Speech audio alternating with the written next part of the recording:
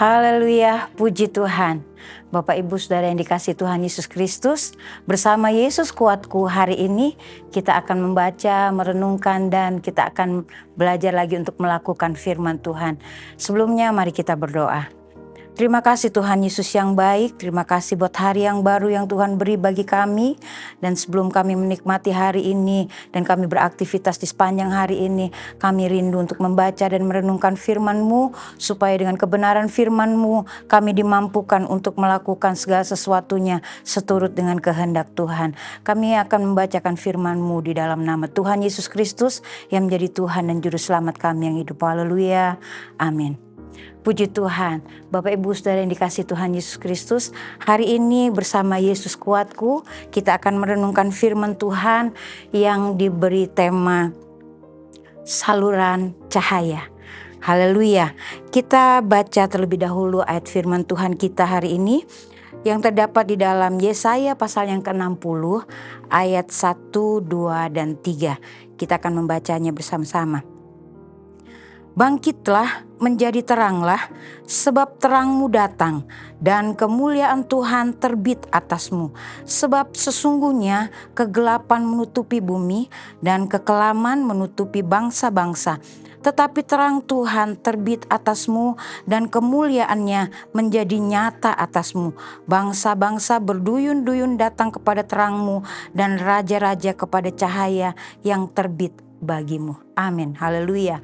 Bapak Ibu Saudara yang dikasihi Tuhan Yesus Kristus, dengan tema saluran cahaya, kita akan belajar lagi dari kebenaran firman Tuhan ini, bahwa menjadi saluran cahaya itu bisa kita gambarkan sebagai fiber optik atau serat optik, yaitu jenis kabel yang mampu mengubah sinyal listrik menjadi cahaya untuk mengalirkan energinya dari suatu titik atau dari tempat ke titik lainnya yang menyediakan layanan internet berkecepatan sangat tinggi. Dan itu yang kita gunakan sekarang ini ya, dalam bermedsos atau sebagainya, kita memerlukan internet yang cepat.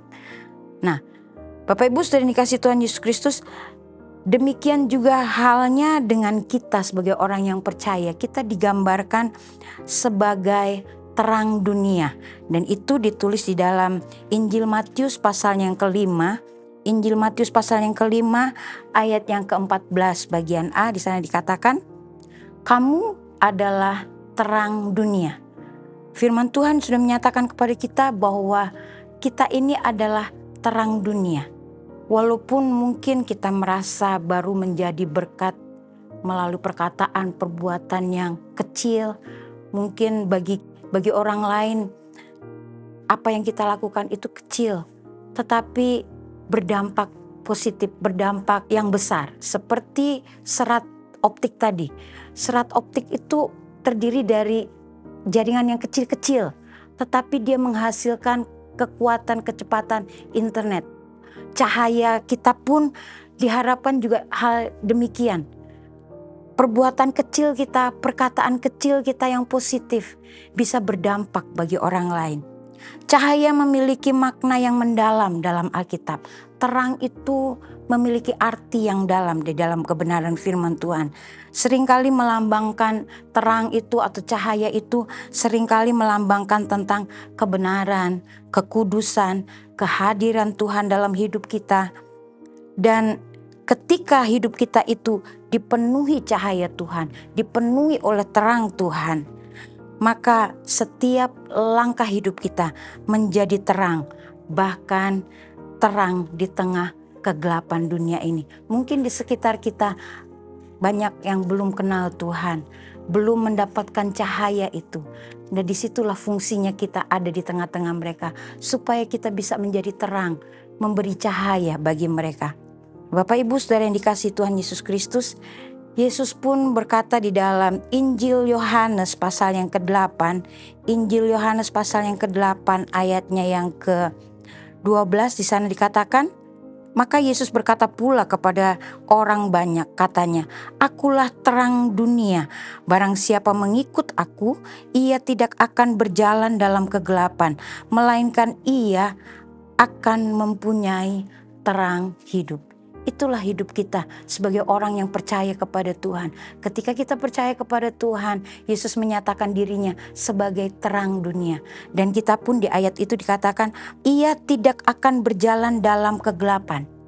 Orang yang percaya kepada terang itu, kepada Yesus itu, dia tidak berjalan dalam kegelapan, melainkan ia mempunyai terang hidup. Bapak Ibu saudara yang dikasihi Tuhan Yesus Kristus, pernyataan ini menegaskan bahwa hidup kita yang dipenuhi cahaya, yaitu kebenaran firman Tuhan dan Roh Kudus-Nya yang adalah Tuhan Yesus Kristus itu sendiri, menjadikan hidup kita ini memancarkan kasih, kebenaran, dan damai sejahtera. Haleluya. Dengan menjadi teladan kasih, kebenaran, dan kekudusan, kita dapat membawa pengaruh positif, menjadi dampak, berpengaruh kepada orang yang ada di sekitar kita, dan menunjukkan kehadiran Tuhan melalui setiap tindakan kita. Bapak Ibu saudara yang dikasihi Tuhan Yesus Kristus, Yesaya pasal yang ke-60 ayat yang pertama tadi katakan, bangkitlah dan menjadi teranglah. Katalah di sana menunjukkan bahwa ada perintah, ada ajakan. Perintah ini adalah respon terhadap kedatangan terang, yaitu Tuhan itu sendiri yang telah terbit atas umatnya. Ini adalah perintah atau ajakan untuk meninggalkan kegelapan dan merespon anugerah Tuhan yang adalah terang itu untuk memantulkan terangnya, untuk menerangi dunia ini, mencerminkan cahaya Kristus itu sendiri. Mengapa kita diperintahkan atau mengapa kita diajak untuk bangkit dan menjadi terang? Sebab dunia ini, seperti saya katakan tadi, sebab dunia ini penuh dengan kegelapan, yaitu adanya tantangan, adanya godaan, adanya hal-hal yang seringkali membuat kita kehilangan arah, khususnya iman, khususnya rohani kita. Di dalam dunia ini seringkali kita diombang-ambingkan dengan keadaan. Mengapa kita diperintahkan atau diajak untuk bangkit dan menjadi terang?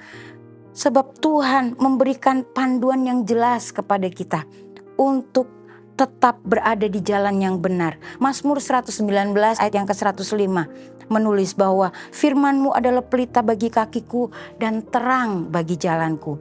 Hidup yang dipenuhi cahaya atau terang Tuhan bukan hanya bermanfaat untuk diri kita sendiri, tetapi juga menjadi dampak, berpengaruh kepada orang yang ada di sekitar kita, menjadi kesaksian. Hidup kita menjadi kesaksian yang benar bagi orang lain.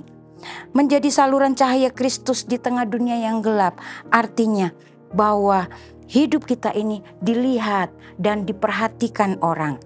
Matius 5 ayat yang ke-16, di sana dikatakan, demikianlah hendaknya terangmu bercahaya di depan orang, supaya mereka melihat perbuatanmu yang baik dan memuliakan Bapamu yang di sorga.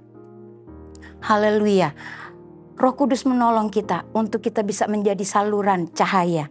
Kita harus mengalami cahaya atau terang itu sendiri supaya kita dapat menjadi terang bagi banyak orang. Hidup kita bisa membantu banyak orang untuk datang kepada sumber cahaya itu yang adalah terang itu adalah Yesus sendiri. Fiber optik sekalipun serat kecil-kecil tetapi dampak positifnya luar biasa. Dia mempunyai kecepatan cepat dalam internet. Hidup kita pun harusnya seperti demikian. Banyak orang percaya kepada Tuhan harus menjadi dampak yang besar. Hidup kita harus berdampak sehingga Yesaya 60 ayat yang ketiga, bangsa-bangsa berduyun-duyun datang kepada terangmu dan raja-raja kepada cahaya yang terbit bagimu. Amin, haleluya. Kiranya di tahun yang kedua tayangan renungan firman Tuhan dalam Yesus Kuatku ini boleh menjadi saluran cahaya bagi Bapak Ibu Saudara dalam mengenal firman Tuhan. Puji Tuhan. Tuhan Yesus memberkati kita semua. Mari kita berdoa. Terima kasih Tuhan Yesus yang baik. Renungan firman Tuhan sudah kami baca dan kami mau belajar melakukannya. Untuk kami boleh menjadi saluran cahaya-Mu Tuhan dimanapun kami berada. Roh Kudus tolong kami untuk kami dapat melakukan firman-Mu dalam aktivitas kami, dalam perbuatan kami, dalam perkataan kami, apapun yang kami lakukan. Kami mau menjadi saluran cahaya-Mu. Terima kasih Tuhan Yesus, berkatilah aktivitas kami, apapun kegiatan kami umat-Mu. Kami serahkan di dalam tangan Tuhan, supaya kami dapat menikmati hari ini bersama dengan Tuhan, menjadi berkat bagi banyak orang. Terima kasih Tuhan Yesus yang baik, kami sudah membaca firman dan mau melakukannya. Engkau tolong kami semua. Kami sudah berdoa dan mengucap syukur di dalam nama Tuhan Yesus Kristus yang menjadi Tuhan dan Juru Selamat kami yang hidup. Haleluya. Amin. Bersama Yesus, aku kuat.